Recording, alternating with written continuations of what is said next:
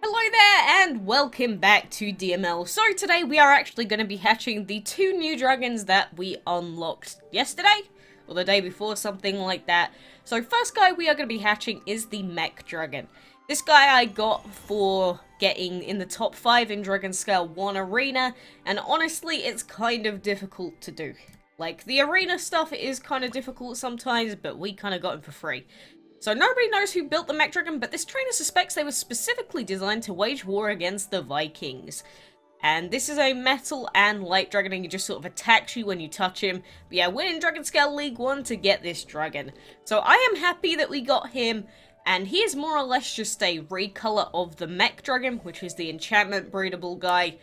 But this marks dragon number 326 in our codex collection. So we've got a lot of dragons now. We're getting more and more and more. Our collection can only grow at this point unless I sell every dragon I own, which I don't know why I'd want to do that. His eye kind of freaks me out. His eye very much freaks me out. He looks super cute when he's trying to go for the food there, but I definitely think this guy looks like the kind of kid to, I don't know, kill you in your sleep, maybe? Kind of spooky. And the way that they've done his cheek makes it look like he's got big chubby cheeks. Oh, that's so cute. But, like I said, we have him there, and no, not you. Then we have his brother Arbo here, who's just like his edgy purple self, you know, kind of like the goth look. He's going for a little bit darker. He wants to make his stance known. That's how I see those two at the end of the day. And then we have this guy that we are also hatching, which is the Treasure Dragon, which is, honestly, a dragon that I really, really like the design of. And, he's just absolutely covered in gold. So the Treasure Dragon's a real gem, but don't make this trainer's mistake of letting it borrow your jewelry, or you'll find your valuables added to its collection. So even though he likes stealing everyone's gold if you touch him, he just sort of falls asleep. Look at him, just taking a little snoozy. Cute. And he's a Void and Earth Dragon, and you can get him by competing in clan events and opening up clan packs. We got him in the most recent... What was it? Was it the recipe one? The recipe collection event? So, there you go. He is number 3 out of 5 in the Clan Siege Spirits, which means we've only got 2 or 3 Clan Pack Dragons left to go. So we've got those two, the Blazebird and the Shuriken, and then we have the Verdant left. So, he's going to be a pain in the butt to get. Look at his little cutie pie. I don't know, I say he's cute, but he's more of the cool-looking type of dragon to me. I do like his design quite a lot, and how the heck do you keep all that gold on you? Is it just stuck to his back? Is he, like, that obsessed with it that he, like, puts glue all over his back just so that he can, like, attach gold to himself? That's an obsession that you need to get fixed. Like, clinically fixed. You know, if you get to the point where you start sticking your hobbies on your body, I think you might have a problem, to be honest. But, you know, cool looking dragons, both of them. I'm happy we got them, but the habitat space issue is the main thing on my mind. I guess for now, we will not think about it. We'll just try and get our level ups as quickly as we can. But before we leave, what I want to do is I want to go ahead and do some fights with these two. So we need the first one, which is the Treasure here, and then the other guy was the Mech, so he'd be a metal down here. And I think we have our Snow Queen, which is still a level 4. Yeah, we do. So let's go and take these three in for a quick fight. And, you know, it does seem weird coming back to doing the really low-level fights, but at least we can see what the dragons look like, and I don't know, just play around with them a little bit. I mean, it's better than just doing fights with Andy all the time, because, you know, I love Andy. We put a lot of time and effort into leveling him up and making him a good dragon. But one-shotting isn't always fun.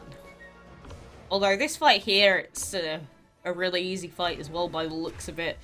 But at least we get to try out some new dragons. I'd love to be able to have all of these upgraded so that I could show how they actually would function a team properly and show you how bad these rares actually are, because they're rares.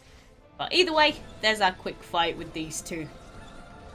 I'm just happy that we're getting new dragons so far into this game.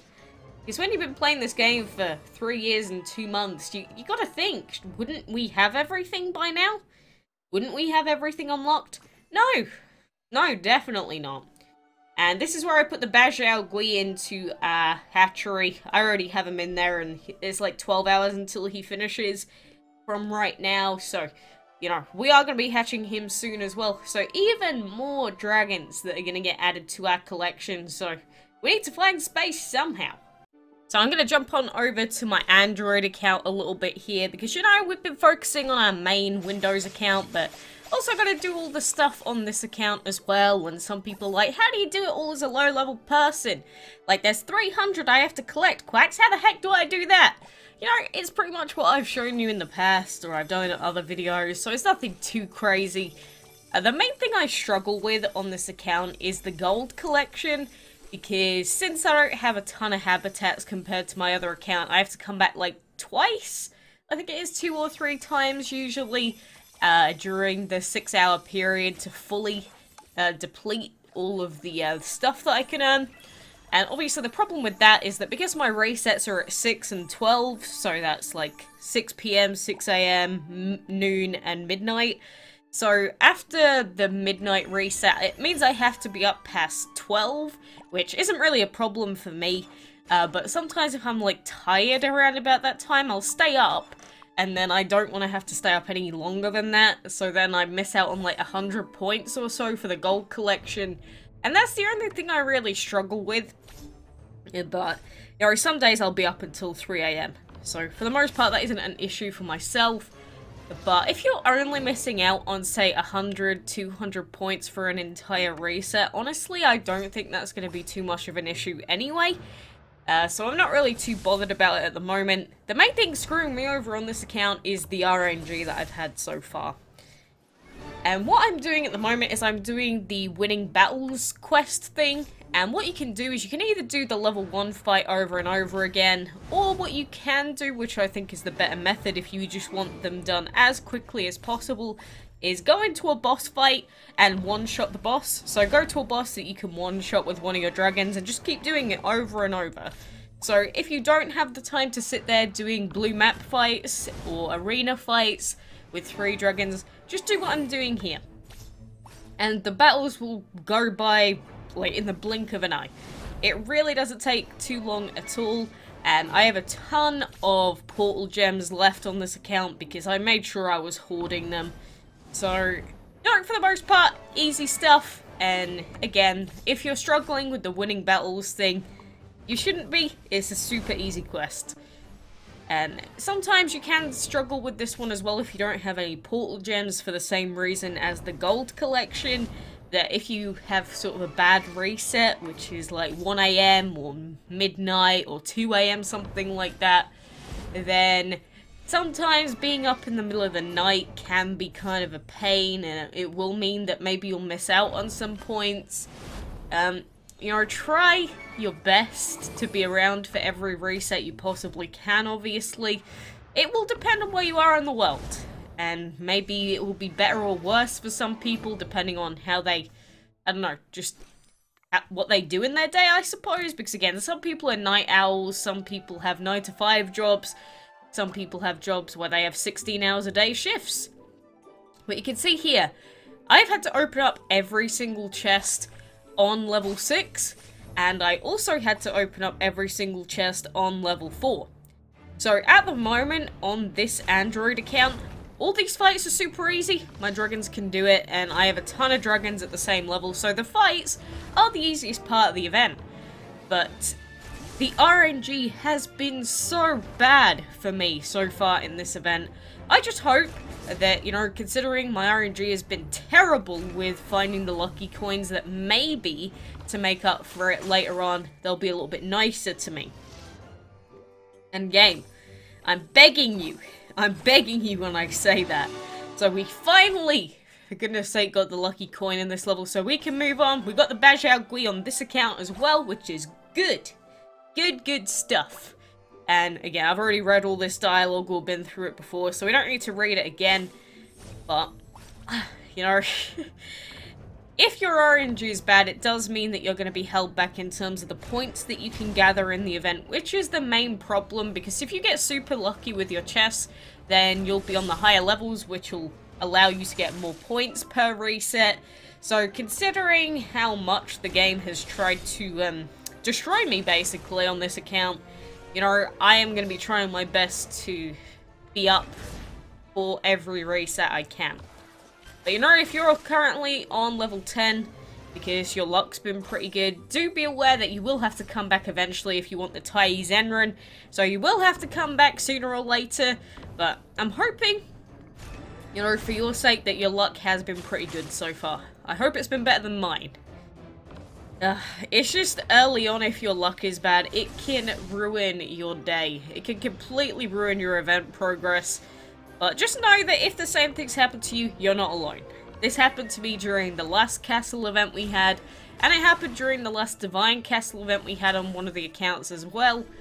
So, it's nothing new. It is quite likely that it'll end up happening, so, you know, it might be like, Gaylor's out to get me! These aren't free events!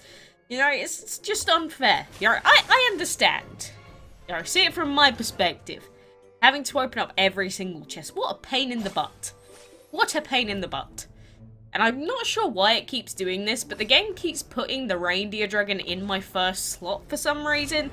Even though I kind of want my hellhound in there instead, because he can just one-shot stuff. But, I don't know, game. Why do you always try and put my reindeer in the first one? I don't know. For now, though, our Hellhound has pretty much been able to do every single fight so far, which is going to be nice. Later on, however, I don't think the event really caters to Shadow all the time, so the fights are going to get harder, and we're going to do them together. But you can see, for the most part, we're doing fine. It's not like being a low level is really hindering us, it's purely the chest RNG. So I just wanted to get that across and show you guys that no matter what your level is, if you're around about the same point as me, you know, you should really be ahead of me because of how bad it's been. But on the plus side, we won't have to come back and get the chest when we get to the end. Yay! Ugh. But, you know, for now, we've hatched a ton of new dragons. We've done our event progress on both of our accounts. I'll be back in like 2.5 hours to get our next reset's worth. But, you know, for now, thank you very much for joining me. Best of luck. If you need any help, let me know in the comments. But for now, thanks for watching, and until next time, I will see you then.